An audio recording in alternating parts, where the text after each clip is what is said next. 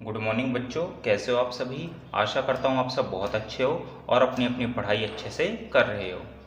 बच्चों, जो बच्चे इस चैनल पर पहली बार आए हैं वो इस चैनल को सब्सक्राइब करके बेल आइकन को प्रेस कर दीजिए। तो देखिए बच्चों, आज का जो हमारा टॉपिक है वो है दो चालकों को जोड़ने पर आवेशों का पुनर्वितरण। ठीक है, दो चालकों को हम जोड़ देंगे तो आवेश उन पर किस प्रकार से बटेगा, स्थानांतरित आवेश एक चालक से दूसरे चालक पर कितना आवेश जाएगा, और ऊर्जा हानि यानी कि जब दो चालकों को जोड़ देंगे तो उनमें कितनी ऊर्जा हानि होगी। बच्चों, इनमें से हम केवल ये दो टॉपिक आज पढ़ेंगे। ठीक है, आवेशों का पुनर्वितरण और स्थानांतरित आवेश। तीसरा टॉपिक जो है यानी ऊर्जा हानि वो हम पढ़ेंगे नेक्स्ट वीडियो में। तो बच्चों देखिए, इसके लिए हम सबसे पहले दो चालक मानेंगे। इसका नाम दे दिया हमने चालक ए, इसका नाम दे दिया चालक बी। बच्चों, चालक ए की जो धारिता है वो है C1, चालक बी की जो धारिता है वो है C2। बच्चों देखो, इसको Q1 आवेश दिया तो इसका विभव V1 हो जाएगा, और जब इसको Q2 आवेश देंगे तो इसका विभव V2 हो जाएगा। यही बात हमने इसमें लिखी है। माना दो विलगित चालकों की वैद्युत धारिताएं, यानी कि दो हमारे पास चालक हैं विलगित चालक जिन पर कोई बाह्य बल नहीं लग रहा है। ठीक है, तो उनकी वैद्युत धारिताएं क्रमशः C1 और C2 हैं। इनको क्रमशः Q1 व Q2 आवेश देने पर इनके विभव क्रमशः V1 व V2 हो जाते हैं। ठीक है, तो बच्चों देखिए, जब इसकी धारिता C1 है, आवेश Q1 है, विभव V1 है, तो देखिए Q1 बराबर C1 V1 हो जाएगा। जब हमने वैद्युत धारिता को पढ़ा था तो ये फॉर्मूला वहां पर आया था Q बराबर CV। ठीक है, तो Q1 बराबर हो जाएगा C1 V1। ठीक, ऐसे ही बच्चों Q2 बराबर हो जाएगा C2 V2। अब देखिए बच्चों, इसमें हम सबसे पहले निकालेंगे उभयनिष्ठ विभव। ठीक है, तो देखिए उभयनिष्ठ विभव क्या होता है। जब दोनों चालकों को किसी तार के द्वारा आपस में जोड़ा जाता है तो आवेश अधिक विभव वाले चालक से कम विभव वाले चालक की ओर जाता है जब तक कि दोनों के विभव बराबर ना हो जाएं। इस विभव को चालकों का उभयनिष्ठ विभव कहते हैं। बच्चों, जब हम किन्हीं दो चालकों को, किन्हीं दो आवेशित चालकों को आपस में जोड़ दें किसी भी तरीके से, चाहे मान लीजिए हमने तार से उन्हें जोड़ा है या मान लीजिए दोनों चालकों को हमने आपस में टच करा दिया, ठीक है, किसी भी तरीके से, तो उसमें होगा क्या, उसमें आवेश जो है बहने लगेगा और अधिक विभव वाले चालक से कम विभव वाले चालक की ओर बहेगा, और तब तक बहेगा जब तक कि दोनों के विभव बराबर ना हो जाएं। बच्चों, जब दोनों के विभव बराबर हो जाएंगे तो उसी को बोलते हैं हम उभयनिष्ठ विभव। अब देखिए बच्चों, अब हमें उभयनिष्ठ विभव निकालना है तो उसका V बराबर जो फॉर्मूला होगा वो होगा कुल आवेश अपॉन कुल धारिता। यानी कि जो दोनों चालकों का आवेश है उसे हम जोड़ देंगे और अपॉन में दोनों चालकों की जो धारिता है उसे जोड़ देंगे।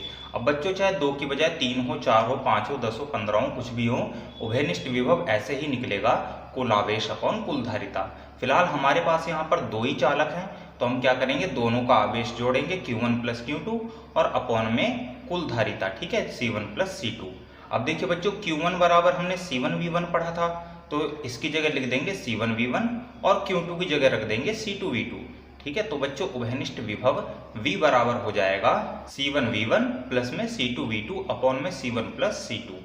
बच्चों, इसको हम इक्वेशन नंबर 1 बना देंगे। ठीक है, देखिए बच्चों, यह उभयनिष्ठ विभव का सूत्र है, जो फॉर्मूला है ये उभयनिष्ठ विभव का फॉर्मूला होता है। ठीक है, अब देखिए बच्चों, यदि पुनर्वितरण के बाद यानी कि आवेशों का पुनर्वितरण, ठीक है भाई, अभी अभी हमने ये पढ़ा कि जब हम दोनों चालकों को जोड़ेंगे तो आवेश बहने लगेगा अधिक विभव वाले चालक से कम विभव वाले चालक की ओर। तो जब आवेश बहेगा तो जाहिर सी बात है किसी एक पर आवेश पहले से कम और दूसरे पर आवेश पहले से ज्यादा हो जाएगा। ठीक है, यही काम तो होएगा। तो देखिए, पुनर्वितरण के बाद चालकों पर जो आवेश है वो Q1 डैश व Q2 डैश हो, यानी कि पहले चालक पर आवेश हो जाएगा Q1 डैश और दूसरे चालक पर आवेश हो जाएगा Q2 डैश। ठीक है ना, तो देखिए बच्चों, Q1 डैश बराबर हो जाएगा C1V तथा Q2 डैश बराबर हो जाएगा C2V। भाई अब यहाँ पर V1 V2 नहीं आएगा, अब V1 V2 की जगह खाली V लिख देंगे, क्योंकि जोड़ने के बाद जब हमने उन्हें जोड़ दिया तो पुनर्वितरण के बाद तो उनका विभव उभयनिष्ठ विभव ही रहेगा V, है ना, तो इसलिए हम Q1 डैश बराबर C1V और Q2 डैश बराबर C2V ही लिखेंगे। अब बच्चों देखिए, अगर हम इन दोनों को डिवाइड कर दें यानी Q1 डैश और Q2 डैश, इन दोनों को डिवाइड कर दें तो ये बराबर आएगा C1 अपॉन में C2, क्योंकि V से V कैंसिल हो जाएगा। ठीक है, तो देखिए बच्चों, यहाँ से क्या पता चल रहा है, अतः दो आवेशित चालकों को परस्पर जोड़ने पर, यानी कि जब हम दो आवेशित चालकों को परस्पर जोड़ देंगे तो उनके बीच आवेशों का पुनर्वितरण उनकी वैद्युत धारिताओं के अनुपात में होगा। यानी कि हम कह सकते हैं कि उभयनिष्ठ विभव होने के बाद जो दोनों के आवेश हो जाएंगे उनका अनुपात जो है उनकी धारिताओं के अनुपात के बराबर होगा। अब देखिए बच्चों, इसमें हम दूसरा टॉपिक करेंगे स्थानांतरित आवेश। ठीक है, यानी कि जब हमने चालकों को आपस में जोड़ दिया था, आवेश बहने लगा था, तो एक चालक से दूसरे चालक पर कितना आवेश गया, अब हम वो चीज फाइंड करेंगे। तो बच्चों देखिए, यदि चालक ए पर पहले आवेश Q1, ठीक है, पहले आवेश क्या था चालक ए पर Q1, और बाद में कितना हो गया Q1 डैश। ठीक है भाई, पहले आवेश Q1 था, जोड़ने के बाद आवेश हो गया Q1 डैश। ठीक है, तो स्थानांतरित आवेश डेल्टा Q इस प्रकार होगा, जो स्थानांतरित आवेश यानी एक चालक से दूसरे पर कितना आवेश गया, वो डेल्टा Q इस प्रकार होगा बच्चों, delta Q equal to Q1 minus Q1 dash. ठीक है, दोनों को हम माइनस कर देंगे। Q1 की वैल्यू हमने रखी C1V1 और Q1 डैश की वैल्यू हमने रखी C1V। ठीक है, अब देखिए बच्चों, अगले स्टेप में हम क्या करेंगे, V की वैल्यू रख देंगे, जो उभयनिष्ठ विभव अभी हमें हमने निकाला था, जिसको हमने इक्वेशन 1 बनाया है, उसी की वैल्यू हम उठा के रख देंगे, जो कि है C1V1 प्लस में C2V2 अपॉन में C1 प्लस C2। फिर बच्चों देखिए, नेक्स्ट स्टेप में हम क्या करेंगे, इसका एलसीएम ले लेंगे, यानी कि इसकी इसमें मल्टीप्लाई हो जाएगी, तो C1V1 और C1 प्लस C2 माइनस हो जाएगा बच्चों C1, और ये C1V1 plus C2V2 as it is लिखा रहा, और पूरे के अपॉन में आ गया C1 प्लस C2। अब देखिए बच्चों, एलसीएम लेने के बाद, ठीक है, जब हमने इस नीचे वाले की इधर मल्टीप्लाई कर दी थी, तो ये स्टेप आया था। ठीक है, ये लाइन आ गई थी। अब देखिए, अब हम क्या करेंगे कि C1V1 की C1 में मल्टीप्लाई और C1V1 की C2 में मल्टीप्लाई करेंगे, और इधर C1 की मल्टीप्लाई इन दोनों टर्म में कर देंगे। तो देखिए, ये हो जाएगा बच्चों C1 स्क्वायर V1। ठीक है, C1 इंटू C1 स्क्वायर, और ये V1। अब देखिए, C1V1 की मल्टीप्लाई C2 में करेंगे, तो ये हो जाएगा C1 C2 V1। अब देखिए बच्चों, इसकी मल्टीप्लाई हमने इसमें करी, तो ये माइनस हो गया C1 इंटू C1 का स्क्वायर, और ये V1। ठीक है, ये बच्चों V1 है, V1 स्क्वायर नहीं। फिर देखिए बच्चों, इस C1 की मल्टीप्लाई हमने इसमें कर दी, तो ये हो गया C1 C2 V2। ठीक है, ये प्लस इंटू माइनस माइनस ही हो जाएगा, और पूरे के अपॉन में C1 प्लस C2 लिखा है।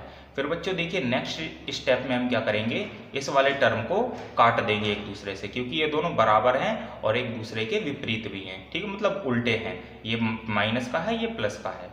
फिर बच्चों देखिए, अगले स्टेप में क्या बचेगा, C2 V1। ठीक है, C1 C2 V1, और ये बचा C1 C2 V2 अपॉन में बच्चों C1 प्लस C2। ठीक है, अब देखिए, इन दोनों में से हमने कॉमन ले लिया, C1 C2 इंटू में V1 माइनस V2 अपॉन में C1 प्लस C2। यही बच्चों क्या है, यही एक चालक से दूसरे चालक पर स्थानांतरित आवेश का सूत्र है। यानी कि जब हम एक चालक को दूसरे चालक से जोड़ देंगे, तो उनके बीच कितना आवेश स्थानांतरित होएगा, ये फॉर्मूला उसी चीज को बता रहा है। तो बच्चों, आशा करता हूँ आपको ये टॉपिक समझ में आ गए होंगे। अगर किसी बच्चे को कोई प्रॉब्लम हो तो वो हमसे कमेंट बॉक्स में पूछ सकता है। अगला जो टॉपिक है इसमें ऊर्जा हानि, वो हम पढ़ेंगे नेक्स्ट वीडियो में। Okay, thank you.